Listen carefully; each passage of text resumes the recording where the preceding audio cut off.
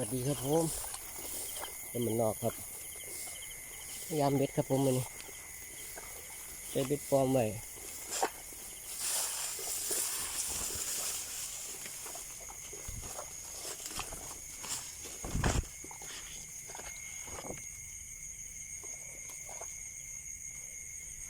ได้เลยครับพี่น้องเห็นเบ็ดอยู่ครับกดไลค์กดแชร์เด้อพี่น้องเด้อลุ้นน้ำกันครับผมอย่างแรกเลยครับ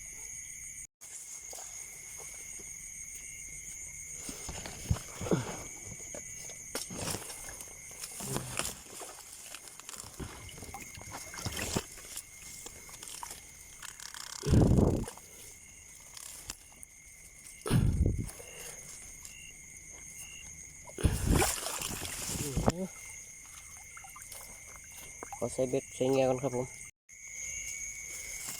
พี่น้องเห็นไหมครับขาวๆดูครับดึงไปไกลดีครับผมเดี๋ยวเขาเบิ้งกันครับผม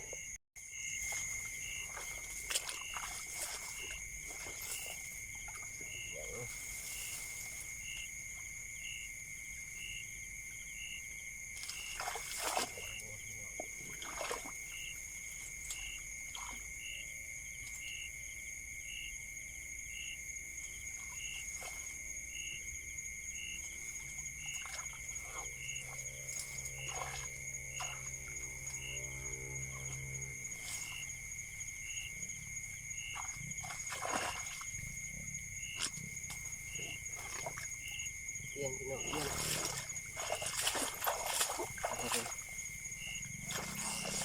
สวยงามนี่ครับกดบ่ได้หรอกครับผมว่ามันดึงไปไกลครับผม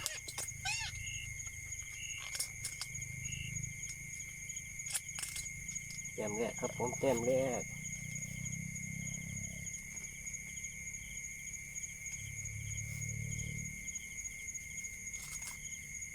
ไปครับผม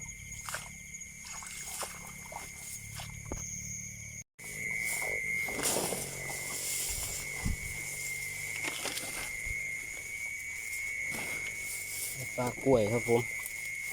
กล้วยหิ้มข้องครับร้อนครับผมรังนี่ขอใส่เงียก่อนครับ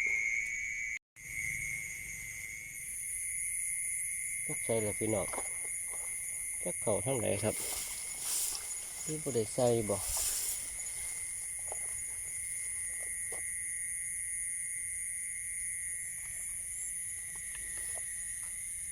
ปุ้ยหนูพี่น้องไก่หอดฤดูกาลล่าหนูอีกแล้วครับไปครับผม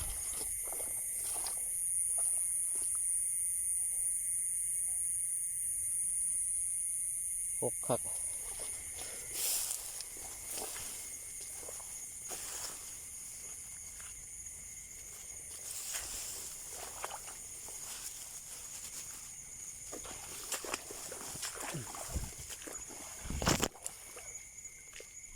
ยังมีจมเลยครับผม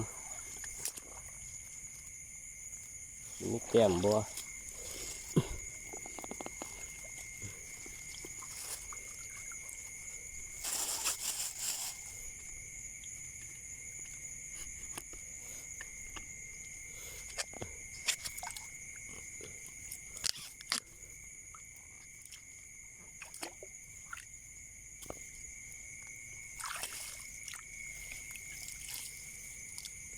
แก้มสองพี่น้องโถ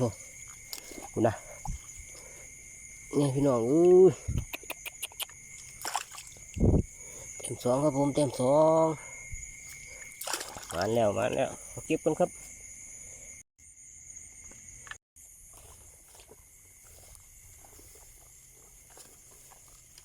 แค่นี้บริขึ้นมาใส่ยาเขียครับผมห้องใส่แต่อยู่ข้างใต้ครับหน้าไฟครับนี่ปลาหรอกพี่ครับมันก็ได้เตียนสองตัวครับผมไปครับ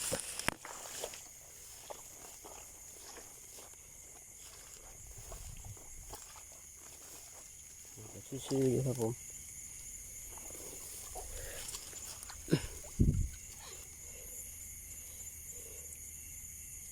เยี่ยเงียไว้ครับผมรุ่นมืออื่นเศร้าครับ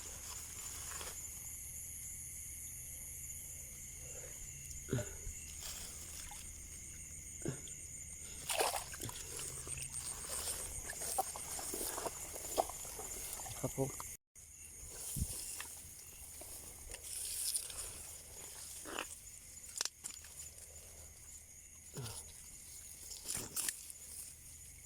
โอ้เยี่ยเงียกันครับผมโอ้พี่น้องครับพูดอยู่ว่าพี่น้องอยู่ว่าท่านบุ่มเนี่ย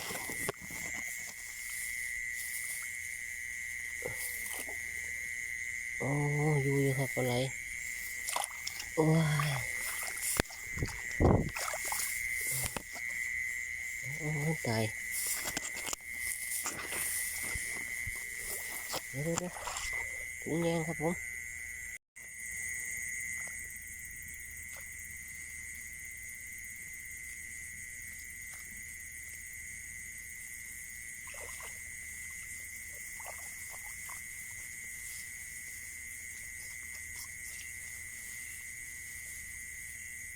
เขาขึ้นครับผมสีดาครับ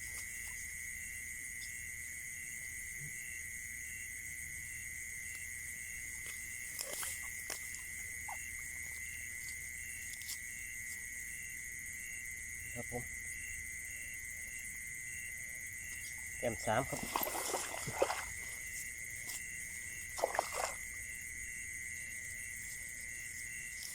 ปดตัวใดแล้วครับผม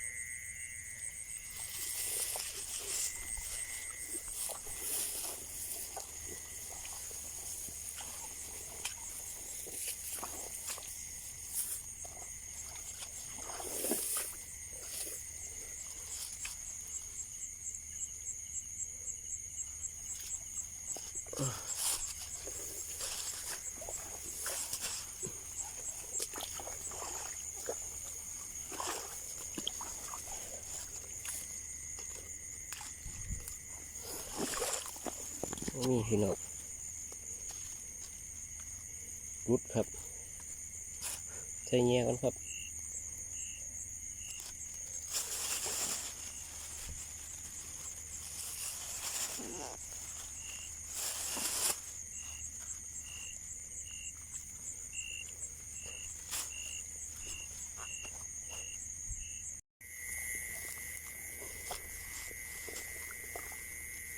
น้ำนึงพี่น้อง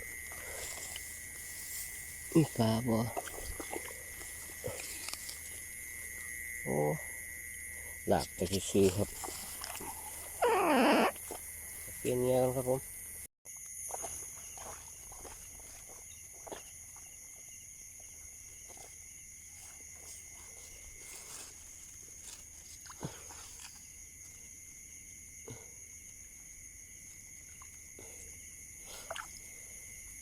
ย่างบุกี้หลังหรอกครับผมยามกลับนะ2-3หลังหันครับผมก็ได้อะไร3 ตัว3 ตัวครับไม้นี่นี่ครับไม้ข้องมัน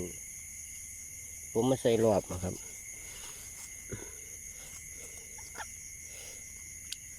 ก็จะมีปลาอยู่ของมมี่ครับผมอะไรกับบ่หลายคือทางไต่ครับ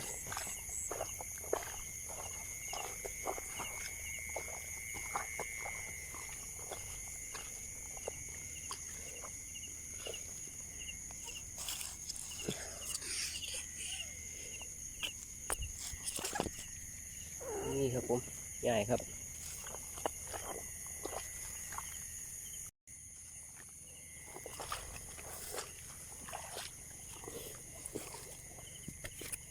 นี่คือผมมีครับผมเนื้อหล่อนที่ซื้อ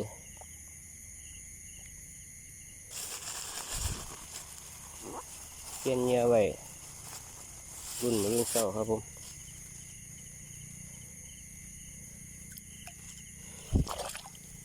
นะครับอาจจะได้ประมาณ2-3หลังครับผม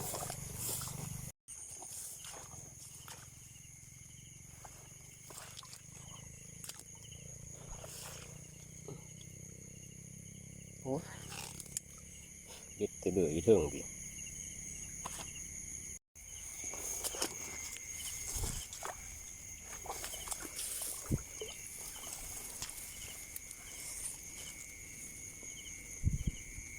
ร้อนครับผมครับแล้วครับผม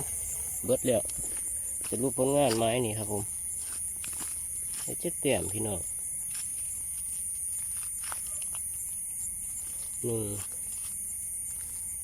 2 3 เตี่ยมครับผมก็บ่ค่อยเลยมาใส่ครับไม้ทั้งนี้ใส่แต่อยู่ทั้งไต่หมดแล้วครับเมื่อเช้าจะมาดุนน้ำกันอีกครับผมว่ามีโตมีแจ่มบ่ไปครับผมกลับแล้วครับสวัสดีครับผมต้นมะนาวครับผมพอกันตอนเช้าครับพยายามเบ็ดปลอมไม้ปลากล้วยเขานี่แหละครับผมอย่างเมื่อคืนนี่3 ตัวบ่หรือ7 ตัวบุนี่ไปครับผมดุนไปส้มน้ำกัน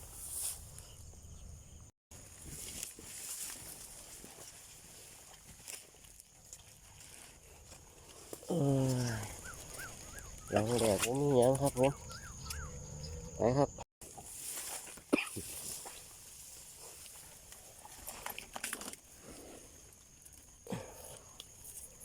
โอ้มีพี่น้องเอ้ยไม้นี่ผมบ่ค่อยได้มาใส่คือว่าไว้ครับผมเลยบ่จักจังได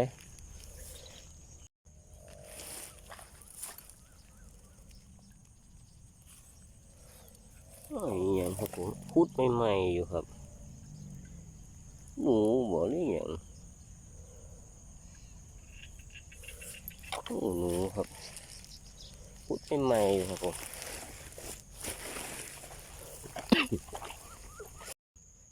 เอาไปแล้วเมื่อคืนนี้ครับผมเยอะแต่ห่วงกับไม้ปลาบัวที่เอาใส่รอบไปทั้งเทิงบุญครับผมรอบผมมีทั้งปุ่นว่าท่านไปยาม2 มื้อ 3 มื้อแล้วครับยามเบ็ดกันครับผมมีครับร้อน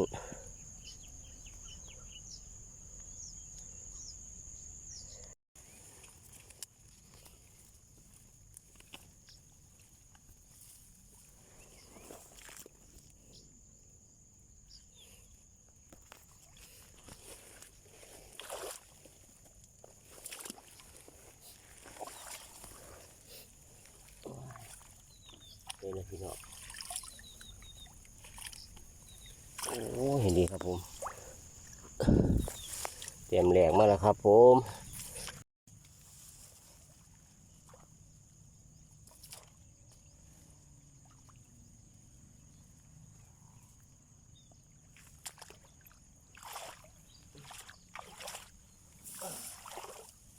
เนี่ยครับผมเตรียมแหลกของเสานี่ครับใหญ่ครับตัวนี้ติดนี่เลยครับเกียงดังเพิ่นนี่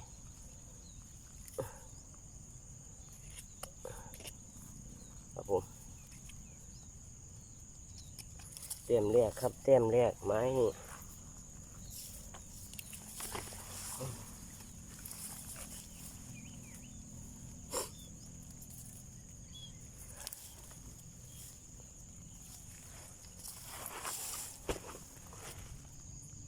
เตรียมแหลกมาแล้วเสานี่ครับผม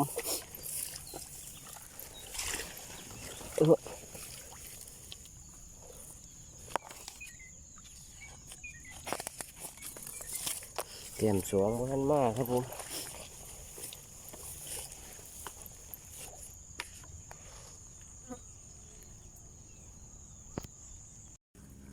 พี่น้องพันดุบุ่มอยู่ครับผมปลอมกระจุมครับรุ่นน้ำกันครับผม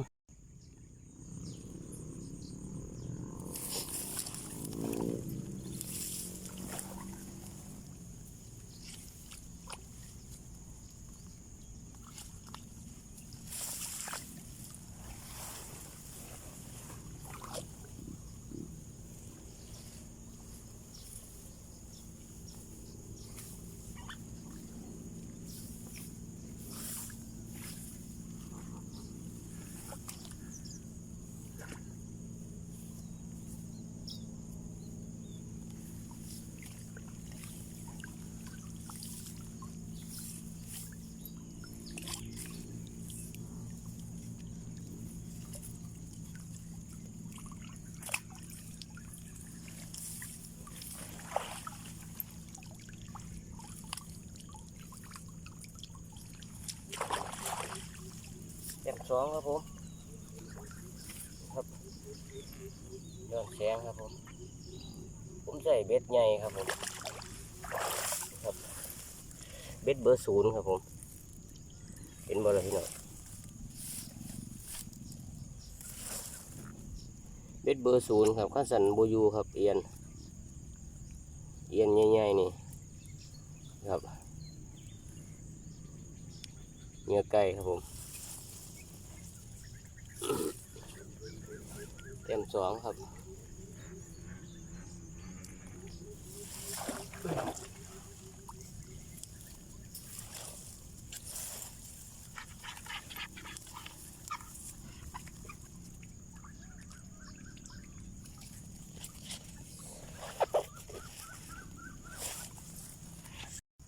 แล้วนี่ก็มีอาการพี่น้อง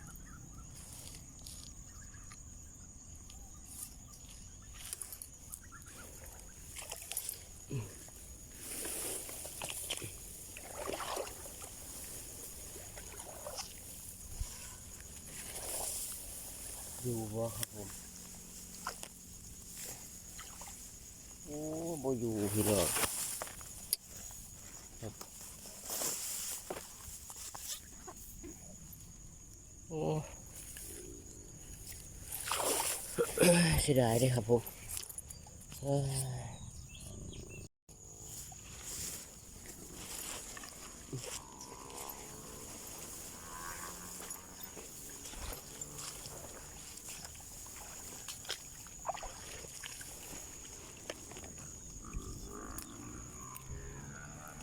บ่มีปลาครับผม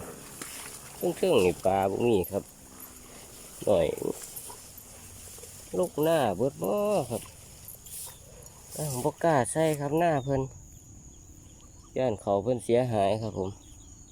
เดี๋ยวผมมาปีนี้ผมบ่ค่อยใส่ในหน้าผมย่านเพิ่นเว้าครับผมอู้พี่น้องเห็นบ่ครับไปรุ่นครับผมไปรุ่น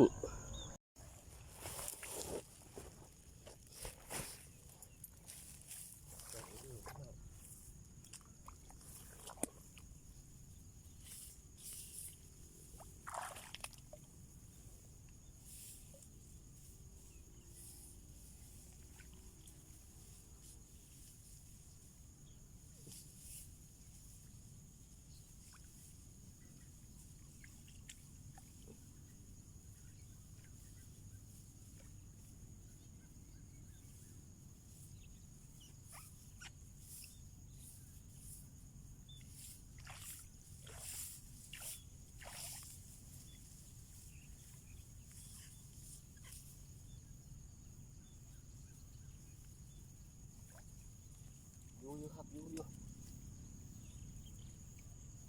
ป้าหัดโถไงพี่น้องไงเดี๋ยวหย่อนแสงครับผม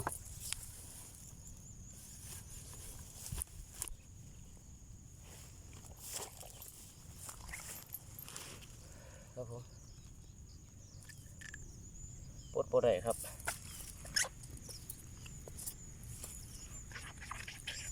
เข่าแตกเอเล่ครับผม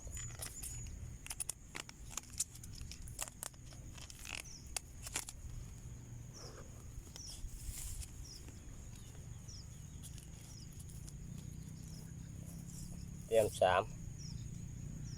ไม้นี่ไปครับผม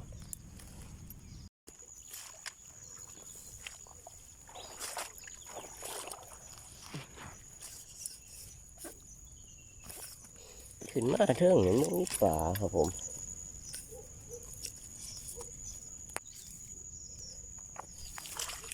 ติดตะกี้ป่าอยู่เห็นมันมีครับ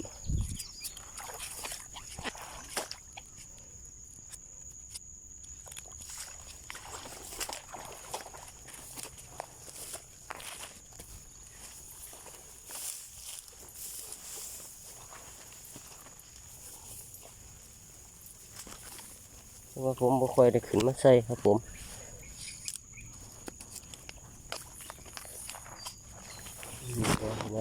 โอ้ปลาบุมีปลาจัดให้แล้วครับผมไงครับใส่ไงครับผม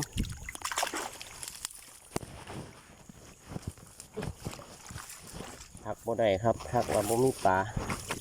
จัดให้เลยครับ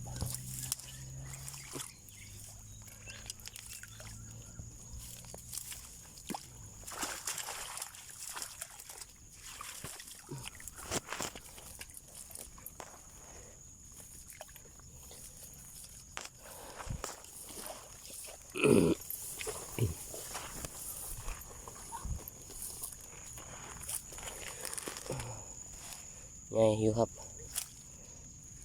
เก็บกันครับผมเก็บกันแล้วครับบางคัน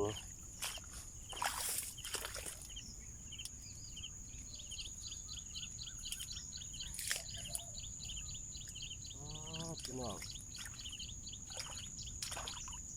พ่ออีแม่เอ้ยพี่น้อง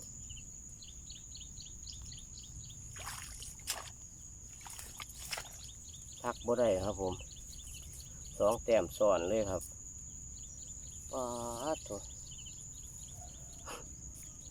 เย็นครับผมจิบครับ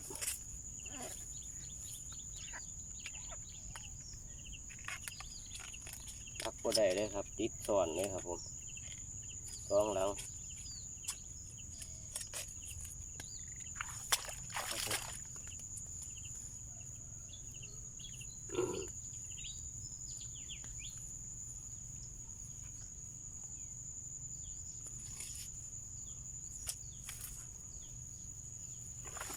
ไปครับ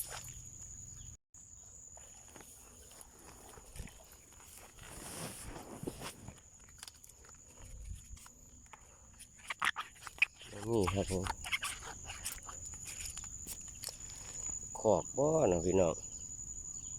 นะครับยุ่มอยู่ครับขอกครับ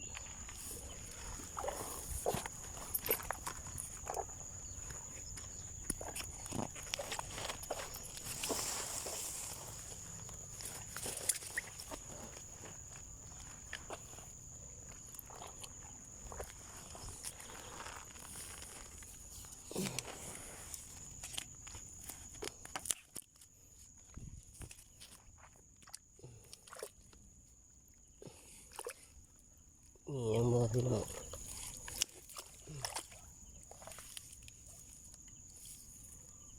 เย็นครับเย็นพี่ดิ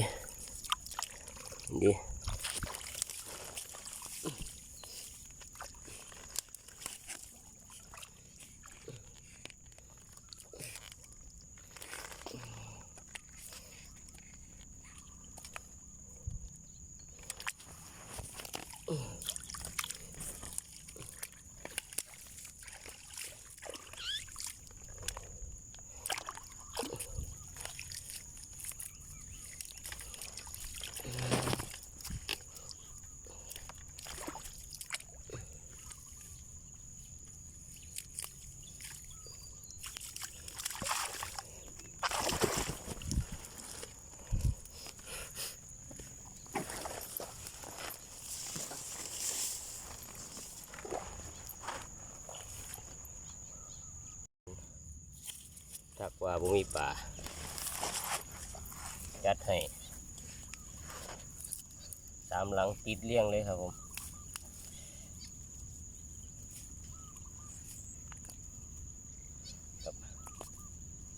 ปลดบ่ได้ครับผมกินเลิก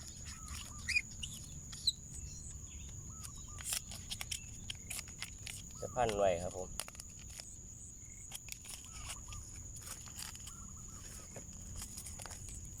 แดดออกแล้วครับว่ามันสิบ่มีป่าบ่มีเอียนได้อยู่ครับที่หาแต้มนะครับผมไปครับ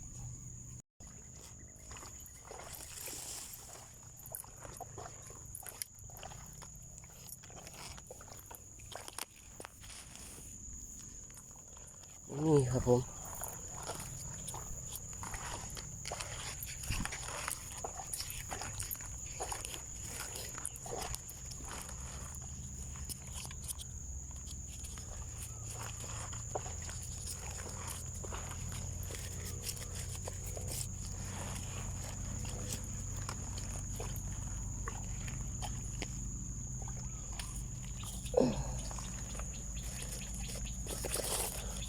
หลังสุดท้ายครับพี่น้อง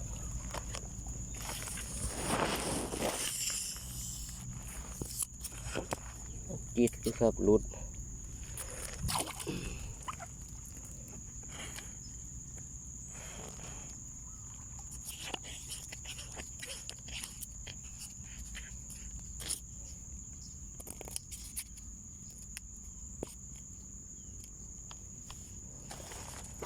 ครับผม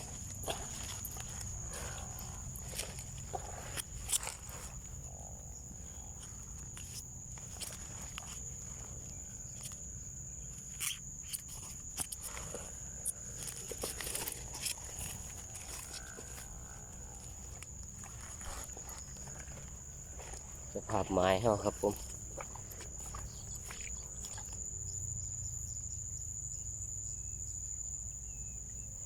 ฝั่งนี้เป็นคลองฝั่งนี้เป็นทุ่งนาครับผมทุ่งนาหมองนี้ที่มักจับกบปีตอนฝนนะครับ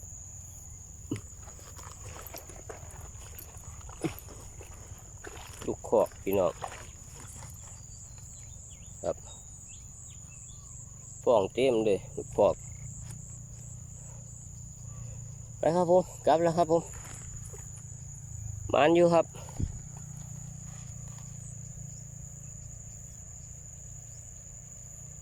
ลูกเจ้าพี่น้อง